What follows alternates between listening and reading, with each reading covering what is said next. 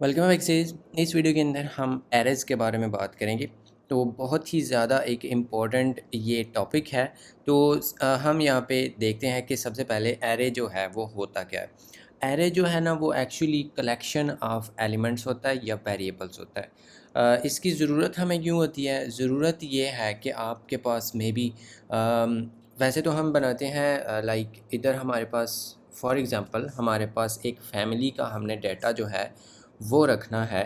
तो फैमिली के अंदर जितने भी लोग हैं ना, फैमिली मेम्बर्स हैं, उनकी जो आईडीज़ हैं उनको हमने स्टोर करना है। तो लाइक मे बी फिर हम क्या इधर ऐसे कर सकते हैं, एक तो कि आईडी लाइक मे बी 1 और फिर हम इधर जो है वो आईडी 2 करें। और इसी तरह से मे बी अब फैमिली जो है उसके अंदर 10 मेंबर्स हैं, तो हम इस तरह से 10 वेरिएबल्स जो हैं वो बनाएंगे। मतलब अब कर तो सकते हैं, लेकिन इनको मैनेज करना और फिर कैसे मैनेज करना कि हम एक तो इसको इस तरह से बाद में लिखेंगे लाइक इस तरह से, और फिर इसको इस तरह से जो भी हमने इसको मतलब वैल्यूज़ देनी है वो तो अलग बात है। लेकिन ये जो चीज़ है ना, ये इस तरह से लिखना, ये इनके डिफरेंट नेम्स हैं और सारा कुछ, तो ये जो है ना, इसका इलाज होता है हमारे पास एरे। वो देख लेते हैं कि हम उसको किस तरह से बनाएंगे। उसको बनाने का तरीका ये होता है कि आपने सबसे पहले तो ये बताना है कि एरे जो है वो आपने किस तरह का बनाना है। एक चीज़ जो है वो आपको ये भी पता होनी चाहिए कि जो उसकी टाइप है, उसके अंदर जो वेरिएबल्स हैं वो सिर्फ़ और सिर्फ एक टाइप के आ सकते हैं। तो इसको अगर हम यहाँ पे बनाते हैं लाइक मे बी इंटीजर्स का हम बना लेते हैं और इसको हम कहते हैं आईडीज़। अब हमने इसके साथ इसको ये भी बताना है कि कितने वेरिएबल्स इसके अंदर या कितने एलिमेंट्स हम इसके अंदर रखना चाहते हैं। उसका तरीका होता है कि आप इस तरह से स्क्वायर ब्रैकेट्स लगाते हैं इसके नाम के बाद, और इधर हम इसको बताएंगे मे बी हम 10 नंबर्स जो हैं इस तरह के वो रखना चाहते हैं। तो इधर आप इसको ऐसे छोड़ सकते हैं, ये अनइनिशियलाइज्ड हो जाएंगे आपके, लेकिन हम इसको इनिशियलाइज़र की मदद से इसको इनिशियलाइज़ कर सकते हैं लाइक दिस। तो ये जो है अब एम्प्टी इनिशियलाइज़र जो है वो हमें पता है कि वो ज़ीरो होता है।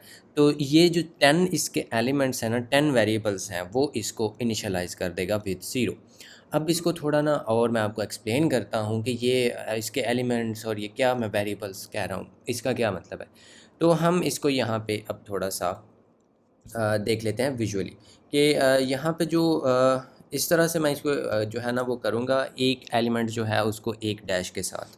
तो हम यहाँ पे 10 की बजाय जस्ट मे बी 5 रख लेते हैं, ताकि यहाँ पे मुझे ड्रा करना इजी हो, तो इसको मैं यहाँ पे ऐसे कर लेता हूँ। यहाँ पे अब हमारे पास हो गए हैं 5 एलिमेंट्स। ये जो 5 एलिमेंट्स हैं, यहाँ पे ये स्पेसेस मैंने एक्स्ट्रा डाल दी हुई हैं। तो ये हैं हमारे पास एलिमेंट्स। तो अब हम ये भी आईडी है इसी की, और ये जो चीज़ आपने यहाँ पे एक और भी देखनी है कि ये सारे के सारे ऐसे साथ साथ हैं।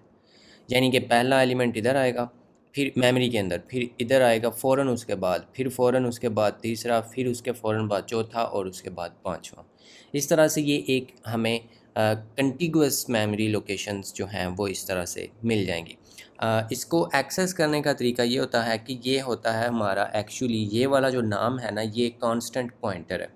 कांस्टेंट पॉइंटर जो है वो कांस्टेंट पॉइंटर्स वाली वीडियो के अंदर हमने देखा था कि वो जिसको एक बार पॉइंट करते हैं ना, फिर उसी को वो पॉइंट करते हैं ऑलवेज़। ये एक पॉइंटर है जो कि इस एलिमेंट को पॉइंट कर रहा है। तो इससे आगे वाले जो पॉइंटर्स हैं या इससे आगे वाले जो एलिमेंट्स हैं, उनको हम किस तरह से एक्सेस कर सकते हैं और इस वाले को किस तरह से एक्सेस कर सकते हैं, वो मैं आपको बताता हूँ। Oh my God. ये क्योंकि एक पॉइंटर है तो हम इसको फिर इस तरह से डीरेफरेंस कर सकते हैं।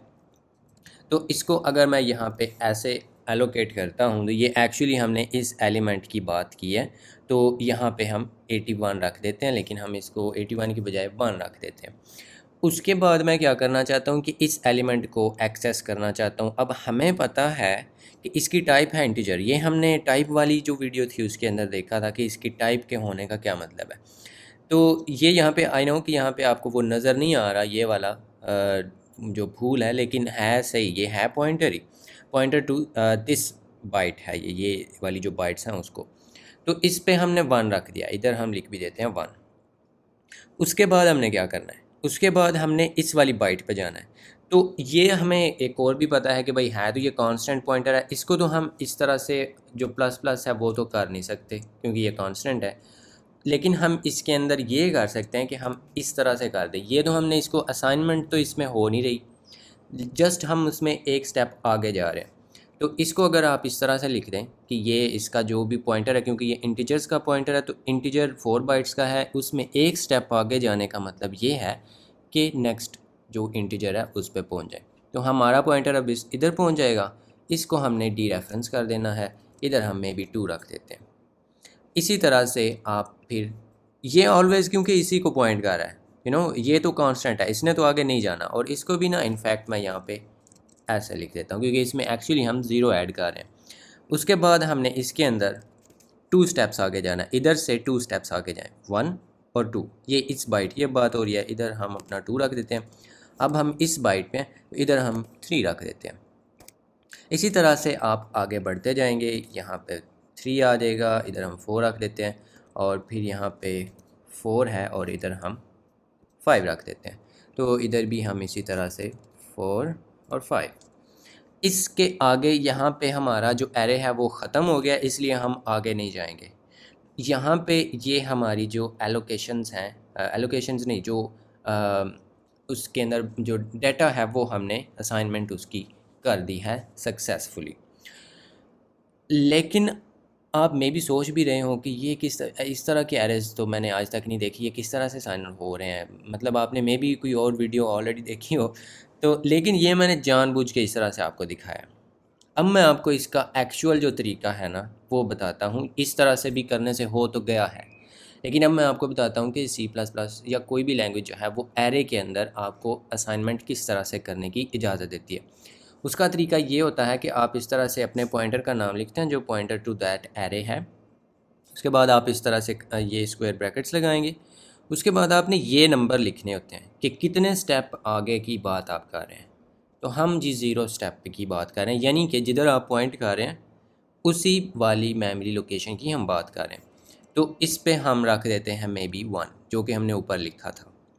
इसको मैं अब कमेंट कर देता हूँ। तो इसको जो भी हमने ये वाला काम किया ना, इसको अभी यहाँ पे कर लेते हैं। उसके बाद हमने क्या किया कि ये 1 स्टेप, यानी कि इधर आपने एक स्टेप आगे जाना है, इधर हमने 2 रखा था, फिर इसी तरह से आपने इधर 2 पे जाके 3 रखा हुआ है, फिर आपने 3 पे जाके 4, कोई भी एलिमेंट आप रख सकते हैं। मैं जस्ट इस तरह से जो इसके नंबर्स हैं वो रख रहा हूँ ताकि हमें आसानी हो इसको देखने में। तो ये जो है एक्चुअल तरीका जो होता है एरे के एलिमेंट्स जो हैं उनको एक्सेस करने का, वो ये होता है। और अगर आपको यहाँ पे ट्रिक बताऊँ कि ये हम किस तरह से फिगर आउट करते हैं, अब मैंने यहाँ पे ये जो जानबूझ के इसलिए बताया कि इस चीज़ की ना बड़ी कन्फ्यूजन होती है जो बिगिनर्स होते हैं ना उनको, इसलिए ये मैंने आपको जानबूझ के ये करवाया कि ये ज़ीरो से हम क्यों स्टार्ट होते हैं। ज़ीरो से हम इसलिए स्टार्ट होते हैं कि हमारा पॉइंटर ऑलरेडी फर्स्ट एलिमेंट को पॉइंट कर रहा है। तो ये ज़ीरो का मतलब ये है क्योंकि बैकग्राउंड में एक्चुअली यही हो रहा होता है, ये जो हमने ऊपर किया है ना एक्चुअली यही हो रहा होता है। जब इस कोड की कंपाइलेशन होती है उस टाइम पे एक्चुअल इसका मतलब यही है। तो ये ज़ीरो उधर से आता है क्योंकि पॉइंटर तो ऑलरेडी फर्स्ट एलिमेंट को पॉइंट कर ही रहा है, तो हम ज़ीरो स्टेप्स आगे जाना चाहते हैं। तो इसी तरह से आप बाकी के जो चीज़ें हैं इधर 1 स्टेप आगे जा रहे हैं, फिर 2 स्टेप्स, और ये ऑब्वियसली डिफरेंट होगा। जो डिफरेंट से मुराद कि ये इंटरनली डिफरेंट होगा। अगर आपके पास यहाँ पे लॉन्ग है जो कि 8 बाइट्स का है, तो इस 1 का मतलब फिर होगा कि आपने 8 बाइट्स आगे जाना है, लेकिन वो कंपाइलर की सारी सरदर्दी होती है, हमें उससे कोई लेना देना नहीं है। तो इस तरह से आप ये चीज़ें एक्सेस कर सकते हैं। लेकिन ये चीज़ जो है ये आपने यहाँ पे भी लिखी थी, ये होता है इसका साइज़। जब आप यहाँ पे टाइप भी साथ लिखते हैं तो उस टाइम पे ये जो आप इधर लिखते हैं ये इसका साइज़ होता है, यानी कि टोटल कितने नंबर ऑफ़ एलिमेंट्स इसके अंदर होंगे। इसको मैं यहाँ से निकाल के तो इधर नीचे ले आता हूँ मे बी। तो ये लेकिन जो यहाँ पे आप लिख रहे हैं ना, ये इसको कहते हैं आप इसकी इंडेक्सिंग करना, या इसको आप एक्चुअली डी रेफरेंस ही कर रहे हैं। और ये इसका ज़ीरोथ एलिमेंट आप इसको कहते हैं, और जो इसको आप इंडेक्स कहते हैं ना। इंडेक्सेस जो हैं वो ज़ीरो से स्टार्ट होते हैं और ज़ीरो से इस वजह से स्टार्ट होते हैं। और ये इसका जो लास्ट वैलिड इंडेक्स होता है वो होता है इसका साइज़ -1। तो साइज़ जो था वो इसका 5 था, तो -1 यानी कि 4 तक ये चलेंगे। तो ऑब्वियसली अगर आप 0 से स्टार्ट हो रहे हैं तो 0 इंक्लूड करना है, तो फिर 5 ही एक्चुअली टोटल है। 0 यानी कि ये फर्स्ट, सेकंड, थर्ड, फोर्थ और फिफ्थ। तो इस तरह से आपने ये कर लेना है। इसके अलावा बाद में आप इसको अगर रीड भी करना चाहते हैं, लाइक मे बी आप यहाँ पे जिस तरह से वैसे हम कर रहे हैं उसी तरह से आप इसको रीड भी कर सकते हैं। बाकी भी एलिमेंट्स जो हैं वो आप इसी तरह से कर सकते हैं। लाइक ये 3 है और ये 4 है। इसको अगर आप रन करते हैं तो आपको ये जो काउंटिंग है यहाँ से ये नज़र आ जाएगी। अब आप इसकी बजाय वो जो पहले हमने किया था ना ID1 ID2, उसके बजाय ये करना बड़ा आसान है। इसका सारे का सारा ये जो यहाँ पे नाम है, पॉइंटर है, वो सेम है। जो डिफरेंट हो रहा है ना, चेंज हो रहा है, वो जस्ट ये नंबर्स हैं। और अगर आप इसको देखें ना तो ये 0 1 2 3, इसको तो हम लूप के अंदर नहीं कर सकते, ये तो जस्ट काउंटिंग है। और यहाँ पे तो हम कोई ना कोई वेरिएबल रख सकते हैं, लाइक मे बी हम इधर अगर ये लिखते हैं इंडेक्स 0, और फिर मैं इसको यहाँ पे बोल देता हूँ कि इंडेक्स ID@index। तो ID@index का मतलब क्या है कि ये 0 है, 0 से स्टार्ट हो रहा है, तो ये एक्चुअली वही लिखा हुआ है ना। बाद में आप इसको प्लस प्लस कर दें, मे बी इधर ही आप प्लस प्लस कर दें यहाँ पे। तो यहाँ पे क्योंकि ये पोस्ट इंक्रीमेंट है, तो पहले इसकी वैल्यू इसको मिलेगी जो कि 0 है, उसके बाद इसका जो वैल्यू है वो प्लस हो जाएगी। तो यहाँ पे हम दोबारा इसी चीज़ को लिख सकते हैं लाइक दैट। तो ये इंडेक्स जो है यहाँ पे इसकी वैल्यू 1 होगी, बाद में ये इसको इंक्रीमेंट होकर तो ये 2 बन जाएगी। और आप इसको यहाँ पे नीचे भी एक्सेस कर सकते हैं। इसको भी अगर आप देखते हैं तो सेम आउटपुट आपको नज़र आएगी।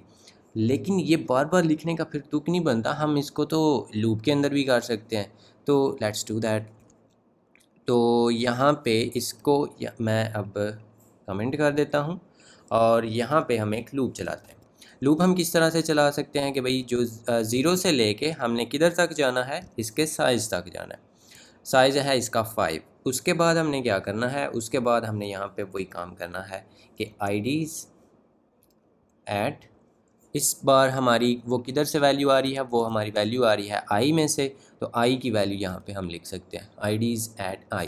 तो इसका नाम जो भी आप रखना चाहें, लेकिन हम I रख रहे हैं। तो ये क्या होगा, 0 ID एट 0, फिर 2 1 2 3 4 और 5 पे तो लूप ही नहीं चलेगा क्योंकि यहाँ पे वो स्टॉप हो जाना है। तो ये जो है हमें एक ही लाइन में इसका जो ट्रावर्सल है पूरे की पूरी जो हमारा एरे है वो हमें मिल जाएगा लाइक दैट।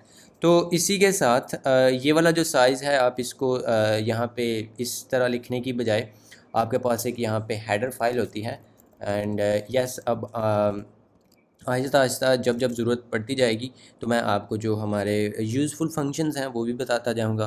तो हम एक्चुअली यहाँ पे एक फ़ंक्शन होता है हमारे पास std size, और इसको हम कॉल कर सकते हैं विद दिस नेम। ये जो इसका नाम है ना, इसके साथ। तो यहाँ पे मैं इसका नाम इसको देता हूँ। अब इसका वैल्यू आप जो भी चेंज करेंगे ना, ये उसके साथ इस तरह से हो जाएगा। अब हमने इसको बाय डिफ़ॉल्ट 0 इनिशियलाइज़ किया है ना, तो इसके अंदर जो फर्स्ट 5 इंडेक्सेस हैं उधर तक तो हमने ये राइटिंग की है।